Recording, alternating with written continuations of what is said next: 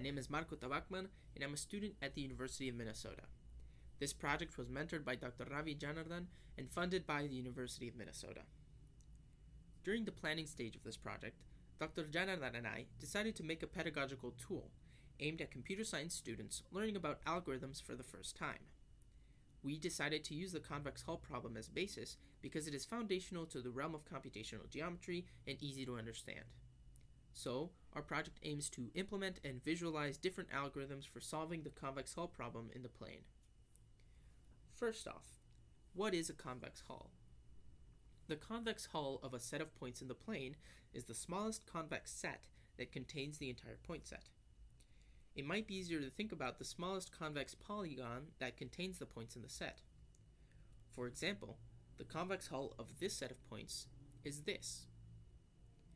Notice how none of the internal angles of the shape are greater than or equal to 180 degrees. This makes the polygon convex, and therefore its vertices form a convex set of points. To give an intuitive example of the convex hull, imagine that the points are nails on a board. Then, if you were to stretch a rubber band around the points and let go, the shape assumed by the band is the boundary of the convex hull.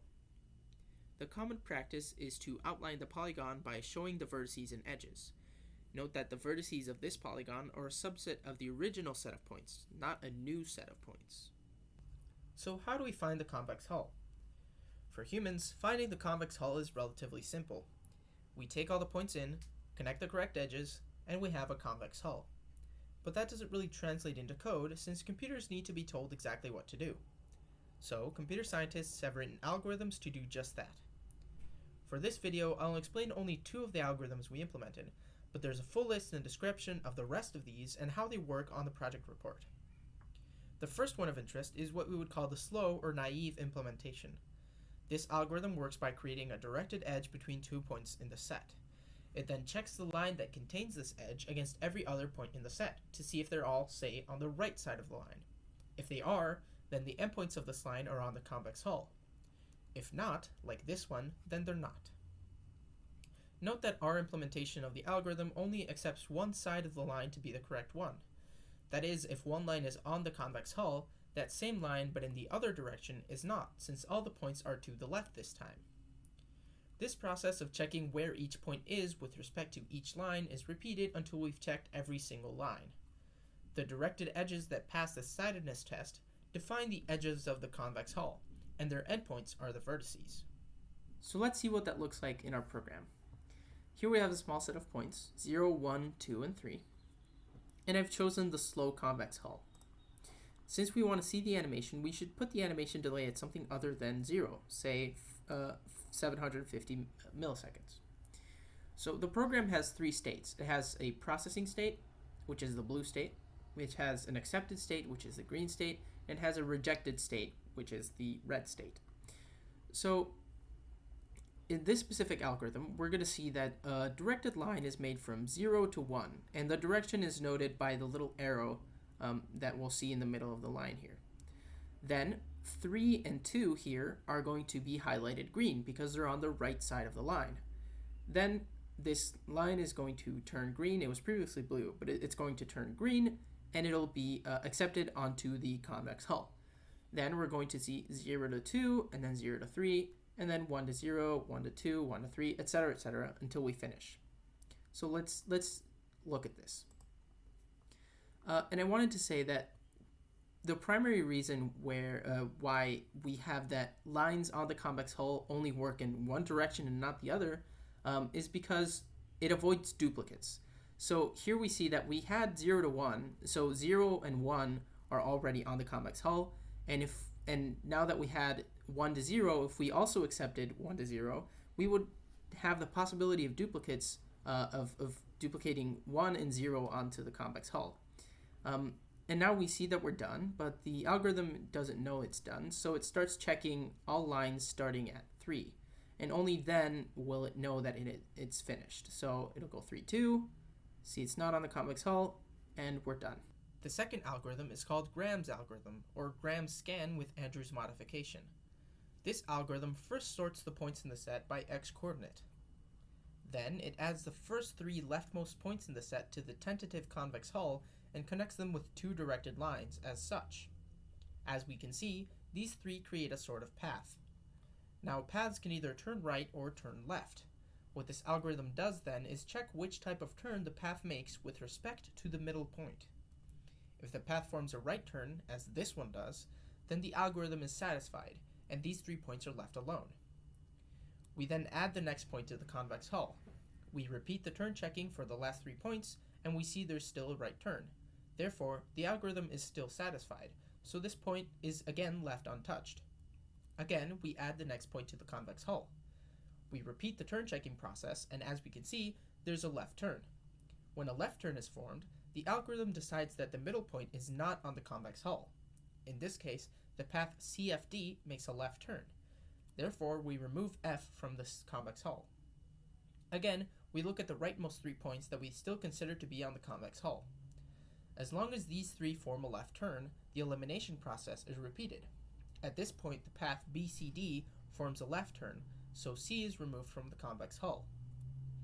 But now we see that ABD forms a right turn, so the elimination process stops. The next step then would be to add I to the convex hull, figure out which way BDI turns, and then act accordingly. In the end, we will reach the rightmost point in the set, having constructed what is called the upper hull. To construct the lower hull, the same process is repeated, but starting with the 3 rightmost points of the set and going left. Let's look at Graham's algorithm now. Here I have a new set of points. I've selected Graham's algorithm, and I've set the animation delay to 750 milliseconds. So what's going to happen here is we're going to highlight the path 0 to 1 to 2 in blue. It's going to also have the little arrows here. And we're also going to highlight the exterior angle. If this angle is greater than 180 degrees, then the whole path is lit up green, and then we look at the next point. If it's less than 180 degrees, like it will be when we go from 1 to 2 to 3, the middle point is removed from consideration, and we go back to considering the last 3 points that we knew were on the convex hull. So 0 to 1 to 3.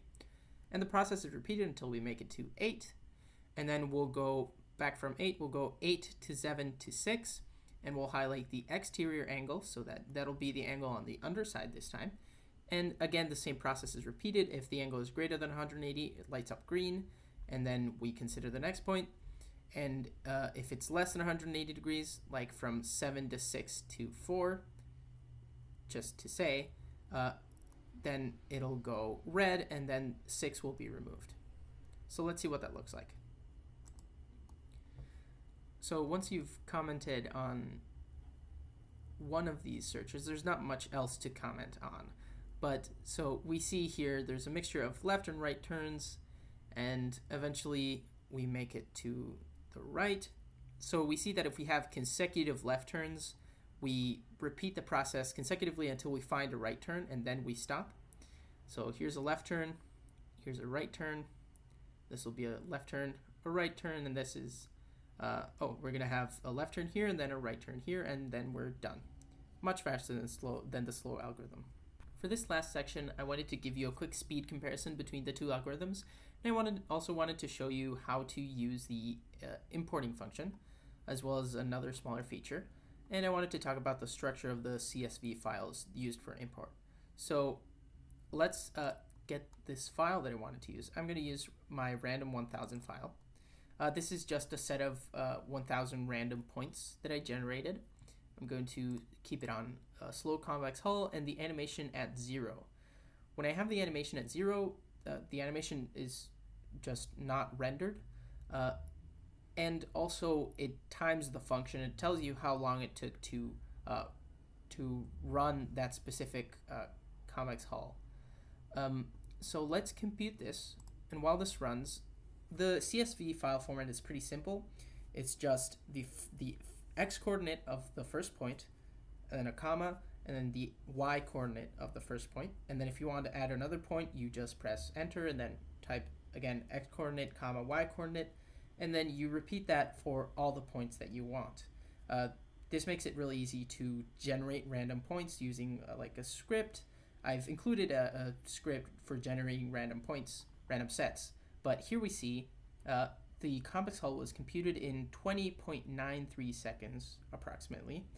And then also another thing I wanted to show you is that there's a list of points on the Convex Hull down here on the bottom left. So the number is the label of that point, and then the values here are the x and y coordinates, which don't necessarily mean anything to us, but may mean something to whoever makes the CSV file. So let's say I wanted to test how fast Graham's algorithm is with this exact same set. So I would, if you want to save the set that you made, so say you made a set by hand, you can press save, and it'll ask you to give it a name. So let's call this saving .csv. Then we save it, all good. And so let's press start over, go over here, select Graham's algorithm, then we'll select a file again, and then we have the file that we saved, so saving.csv. And we double click it, we see it's the exact same file, and we press compute Convex Hull, and we're done. So it is much faster than the slow algorithm, as you can see. If you want information on the asymptotic runtime of these implementations, that is also in the description within the project report. If you'd like to try out the program for yourself, I've also included a link to the GitHub repository with access to the source files as well as an executable jar file. Be aware that you will need JDK 11 or 16 to be able to run this on your computer. Thank you.